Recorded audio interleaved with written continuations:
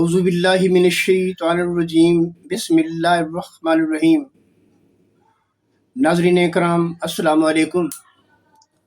وفاقی دارالحکومت اسلام آباد سے اپنے پروگرام کیپٹل ویوز ٹاک میں chief executive ICV news network group of publication, سابق امیدوار ممبر برائے قومی اسمبلی NA47 اسلام آباد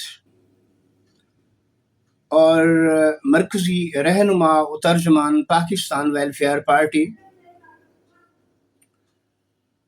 M یعقوب علوی آپ کی خدمت میں حاضر ہے۔ ناظرین کرام، بڑے افسوس کے ساتھ یہ کہنا پڑتا ہے کہ ہمیں درپیش مسائل، وفاقی دارالحکومت اسلام آباد کے شہریوں کو درپیش مسائل نئے نہیں، وہی پرانے ہیں۔ ہمارے افسران، ہمارے بقار سرکار، ہمارے ذمہ داران وہی پرانے ہیں، کوئی نئے نہیں، بس عدلی بدلی ہوتی ہے، ادھر سے ادھر، ادھر سے ادھر۔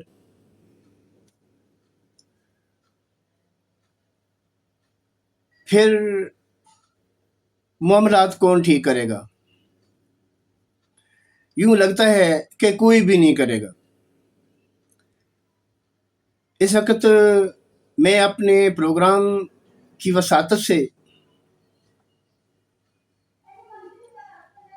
جن کو اپنا تخاطب بنانا چاہتا ہوں، وہ صرف ایک ہی امید کی کرن ہے، ایک ہی روشنی کی کرن ہے جو وفاقی دارالحکومت اسلام آباد کے غصب شدہ حقوق کو بحال کرنے میں ایک کلیدی کردار ادا سکتے ہیں۔ اس کے علاوہ کوئی نہیں۔ میرا تخاطب نہ اسلام آباد کے چیف کمشنر، نہ CDA کے چیئرمین جناب محمد علی رنداوا صاحب، نہ BCS کے DG، ممبر، ڈائریکٹرز، ڈپٹی ڈائریکٹرز، ADs اور نچلا عملہ، نہ ہی انوائرمنٹ کے اعلیٰ افسر، ممبر یا DG، ڈائریکٹر، ڈپٹی ڈائریکٹر اور ADs، انکروچمنٹ اور سینیٹیشن کا بھی بالکل ایسے ہی۔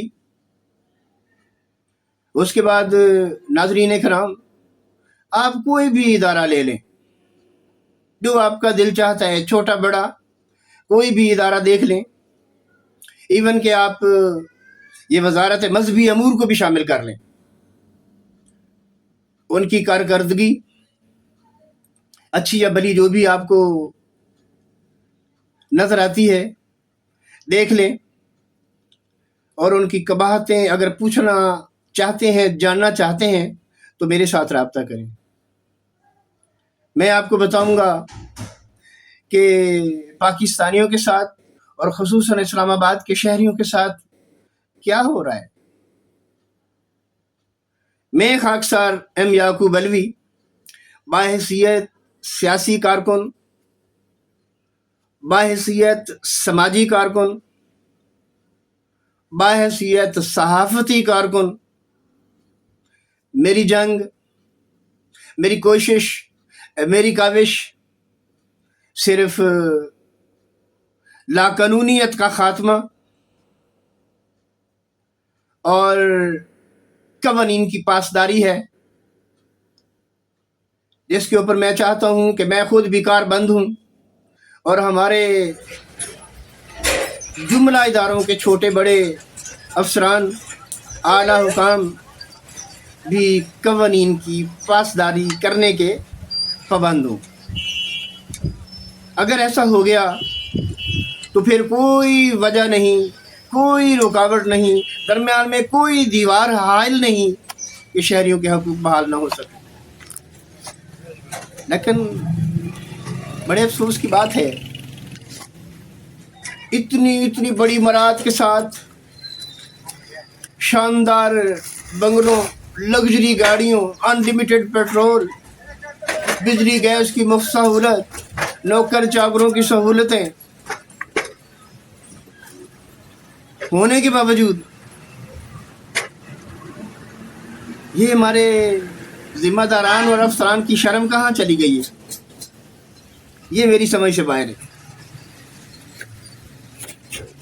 ایسا نہیں ہونا چاہیے تھا۔ جس عوام کی خاطر یہ ادارے بنائے گئے، ان اداروں کے اندر کلیدی عہدوں پر افسران کو براجمان کیا گیا،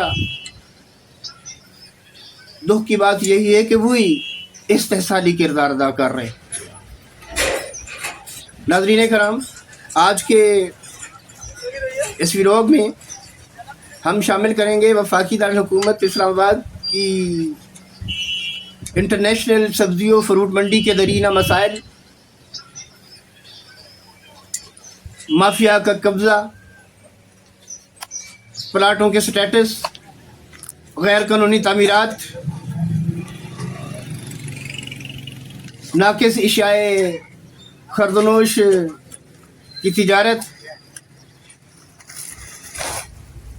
اس کے ساتھ ڈی ایم میں کی ذمہ داری میں ایک اہم مسئلہ، یہ جو ایک پرمٹ جاری کرتے ہیں شہر کے اندر موسمی پھلوں کی فروخت کے لیے، وہ بھی ایک بڑا برننگ مسئلہ ہے۔ پچھلے دنوں تربوز کا سیزن تھا جو اب اختتام کی طرف جا رہا ہے۔ ہماری ڈی ایم اے ڈائریکٹر جناب ڈاکٹر انم فاطمہ صاحبہ نے اپنی پالیسی کے مطابق ان لوگوں کو پرمٹ نہ جاری کرنے کا فیصلہ کیا۔ ٹھیک ہے، اس کے اختیارات ہیں، اس کو کرنا چاہیے، مگر ان فیصلوں کے اوپر عمل درآمد کون کرے گا، کون کروائے گا؟ ان کے پرمٹ نہ جاری کرنے سے سرکاری خزانے کو کتنا نقصان ہوا، اس کا ذرا اندازہ لگائیں۔ اور پھر تربوز کا سیزن تو ویسے ہی چلتا رہا، اسٹال ہولڈر تو شہر میں مختلف مقامات پر اپنا مال رکھ کے بیچتے رہے۔ اب سوال پیدا یہ ہوتا ہے کہ ان کی لوٹ کھسوٹ کرنے والا کون عملہ تھا، ان سے پیسے کون وصول کرتا رہا بغیر پرمٹ کے؟ ہونا تو یہ چاہیے تھا، اگر پرمٹ نہیں ہے تو کچھ بھی نہ ہو، اور سٹالنگ بھی نہ ہو، بھتہ خوری بھی نہ ہو۔ لیکن پرمٹ نہیں ہوئے، سٹالنگ بھی ہوئی ہے، بھتہ خوری بھی ہوئی ہے، اور وہ مال کس نے کھایا ہے؟ سرکاری مافیا نے، سرکاری بھتہ خور مافیا نے۔ اس کے بعد آگے چلتے ہیں۔ منڈی بورڈ السادات ٹریولز کے کانٹریکٹر کو بے دخل کر دیا گیا، اچھی بات ہے۔ اب سوال پیدا یہ ہوتا ہے کہ کیوں کیا؟ پتہ چلا کہ کروڑوں روپے کا موصوف ڈیفالٹر ہو گیا۔ اب یہاں پر اگلا سوال پیدا ہوتا ہے، انتظامیہ کی ناقص ترین کارکردگی پر سوال ابھرتا ہے کہ یہ کروڑوں روپے کا ڈیفالٹر کیوں ہو گیا؟ کیا انتظامیہ سوئی ہوئی تھی؟ اس کو پتہ نہیں تھا کہ یہ ڈیفالٹر ہو رہا ہے، اس کو نوٹس جاری کیے جائیں، اس کے حالات معلوم کیے جائیں، یہ ڈیفالٹنگ کیوں کر رہا ہے؟ کچھ بھی نہیں ہوا۔ حصے داروں نے اپنا حصہ وصول کیا، اس کو کھلی چھوٹ دی، پیسے بڑھتے گئے، وہ کروڑوں میں چلے گئے، لاکھوں سے کروڑوں میں چلے گئے۔ اس کے لیے دینا مشکل ہو گیا، سرکار کے لیے لینا مشکل ہو گیا۔ نتیجہ کیا نکلا؟ Contract cancel. چلیں، یہ بھی اچھی بات، ایڈمنسٹریشن ہے، کینسل ہونا چاہیے۔ اس کے بعد اس کا انسرام سرکار نے سنبھال لیا. اب سرکار نے اس کے اندر کون سی بہتری لائی ہے؟ وہ جو کام ایک نجی کانٹریکٹر کر رہا تھا وہ اب سرکار کر رہی ہے. وہی انہیبیٹیبل کنڈیشن میں واش رومز، وہی غیر قانونی سٹالنگ، ان سے اب وہ جو وصول کرتا تھا اس کو بتہ کہہ لیں، اس کو ٹیکس کہہ لیں، اس کو جو بھی کہہ لیں، وہ اس کو معاوضہ کہہ لیں، اس کو اجرت کہہ لیں، اس کو وہ وصول کرتا تھا کانٹریکٹر، وہ اب سرکار وصول کر رہی ہے. اب سوال یہ پیدا ہوتا ہے کہ سرکار کے خزانے میں کیا جا رہا ہے؟ کچھ جا بھی رہا ہے کہ نہیں؟ یہ اس کا کسی کو پتہ نہ، کوئی بتانے کے لیے تیار ہے. اب محترمہ انم فاطمہ کس کس چیز کو دیکھے گی؟ انم فاطمہ صاحبہ کو پہلے اپنے ارد گرد کی صفائی کرنی چاہیے. جو کالے کرتوت کے کالے کردار، یہ مافیاز کے سہولت کار، جن کی وجہ سے شہر کی یہ حالت زار ہو چکی ہے، پہلے ان کی صفائی کرنی چاہیے، ان کا احتساب کرنا چاہیے، ان کے خلاف سخت ایکشن لینا چاہیے، پھر وہ نجی مافیا کی طرف آئے تو اس کے نتائج اچھے برآمد ہوں گے. اس کے بعد کل ہی مجھے اتفاق ہوا لیک ویو پارک میں وزٹ کا، وہاں بھی عجیب صورتحال میں نے دیکھی، تو میں نے سوچا تھوڑا سا اس کو بھی شامل کر لوں.